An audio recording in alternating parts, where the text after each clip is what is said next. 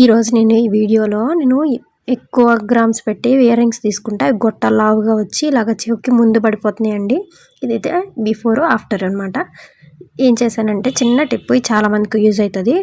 ఇవి నేను ఇష్టపడి తీసుకున్నాను. అప్పుడు ట్రెండింగ్ చాందినీ బాల్స్ జరుగుతున్న టైంలో నేను ఈ మోడల్ చూస్ చేసుకున్నాను అనమాట. నాకు ఇది బాగా నచ్చి ఏమైందంటే ఇది 11 గ్రామ్స్ అనమాట. 11 గ్రామ్స్కి మనకి గొట్టం అనేది పెద్దగా ఇచ్చాడు అండ్ మందంగా కూడా ఇచ్చాడు.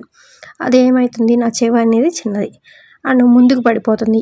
ఇప్పుడు 2 చూపిస్తున్నాను చూడండి. ఇక్కడ 2 బిరడాలు పెట్టినా కానీ, అదే 2 రింగ్స్ పెట్టినా కానీ ముందుకు పడిపోతుంది.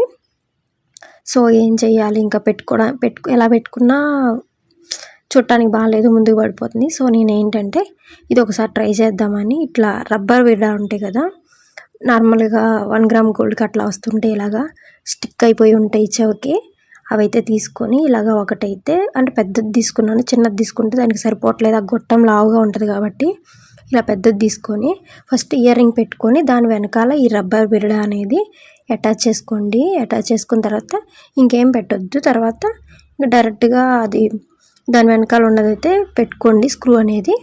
అంతే, చూడండి. అది పెట్టుకున్న తర్వాత ఇయర్ రింగ్ అనేది కిందకి పడిపోకుండా నీట్గా ఉంది.